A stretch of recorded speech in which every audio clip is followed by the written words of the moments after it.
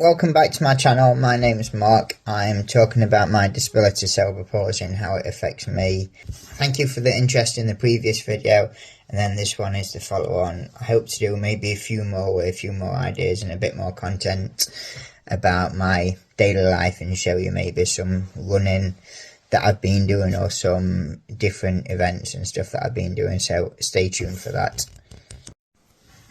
This last week I've not been as active as I would normally. I'll probably run a couple of times a week if I can, but this week I think I've only run once. I've got a slight niggle in my left calf which is affecting me, so I don't want to push things too much, so just have a few days recovery. I think it's important for me as well to show the good side of my disability as well as the bad days that I have, and the past couple of days, mainly about 3 or 4 days, have been pretty bad for me compared to what I am normally. Like I say, I have a standard where I try and keep above the standard, and if I drop below the standard I know that it affects my body, how I feel and the routine that I do. So because I've not been running, my muscles are tight, and because I've not been stretching as much, my muscles again are really tight because of that. It's a kind of a vicious circle, so if you don't do one thing it affects you completely and it comes around to bite you eventually. A few of the sports that I used to play, so I used to play hockey, like field hockey, not ice hockey. I used to get into challenges. I think it was the thrill of chasing after the ball and having adults a lot bigger than you, twice the size of you, and you're just how I am trying to manoeuvre the ball. It was a kind of skill. Before I played hockey I used to be into running quite a bit. I used to run about 4 times a week.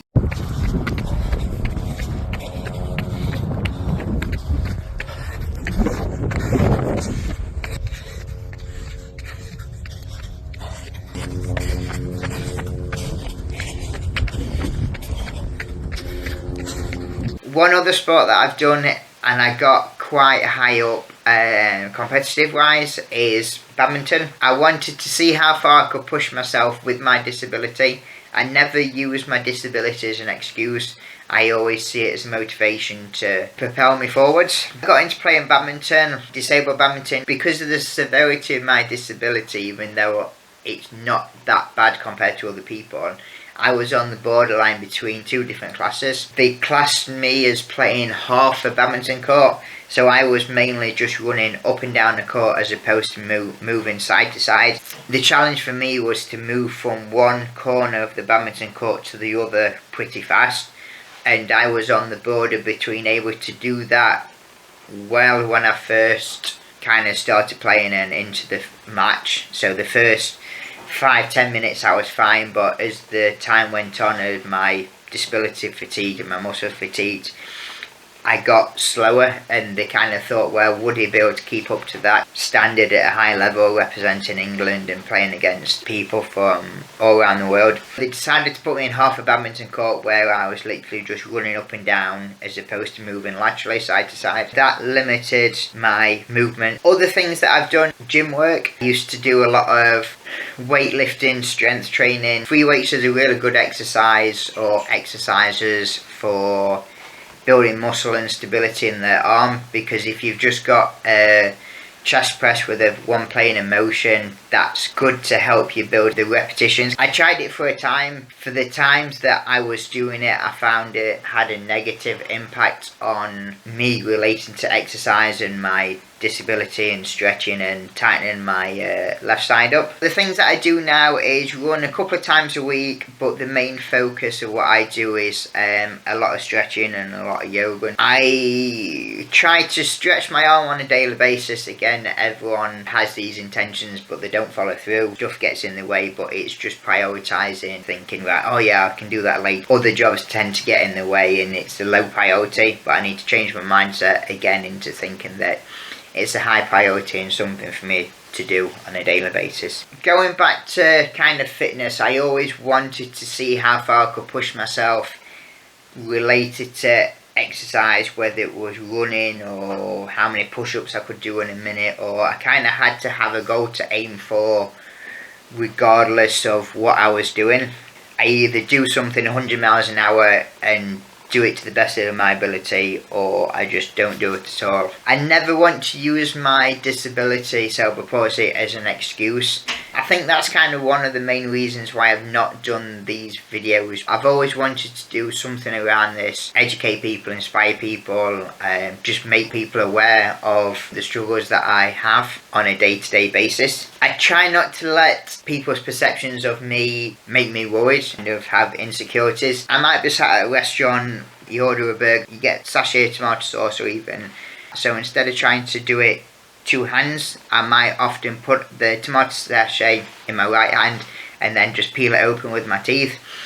Completely normal, it's what I do at home. Out and about, you're probably going to get a few funny looks from people, and I try not to let that worry me because I just do that on a daily basis. It's just the fact that obviously people who don't know me sees that and what's he doing, that's wrong, you can't do it like that. But again, it's everyone has their own way of doing stuff. Just after Christmas, like everyone does, you join the gym, you put on weight, you want to lose the weight. So I've started to track my calories. Nothing related to my disability, whatever, just helps my fitness goals. I've been tracking calories for a few months now. I got to the point where I saw the scales, how heavy I am. So I've been tracking my calories again since December, New Year, Christmas, you join the gym. I've been tracking it for a few months now. I was the heaviest I've ever been in my whole life, so regardless of what I used to do, the sports I used to play, changing jobs, lowered my daily steps, my exercise. Again, that's just kind of subtle changes, so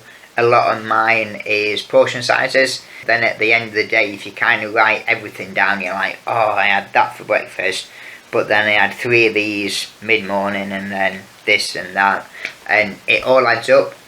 When I was growing up, I had a really good physio that I'm hoping to reach out to and see if she'll do maybe a video call or something like that I can record for part of this educational series.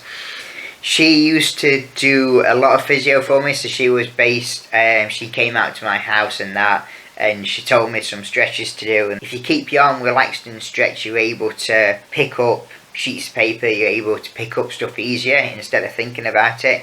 Whereas if your arm's kind of like up here and tight and into your body and that, you then have to use more energy to think about opening your arm, opening your fingers, using your motions, your movements, as opposed to thinking, yeah, I can just do that, I can pick up this, you know. She was really good, and she gave my mum and dad stretches for me to do. There were times that I didn't want to do the stretches at all, and they could see my arm was clearly tight, so they knew that I lied. So there was a lot of physio which you don't understand when you're at a young age. I think that's quite an important part.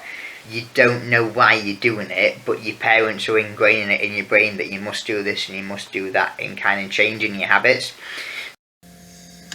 So this is me trying to stretch my hands. This week my arm's been really tight.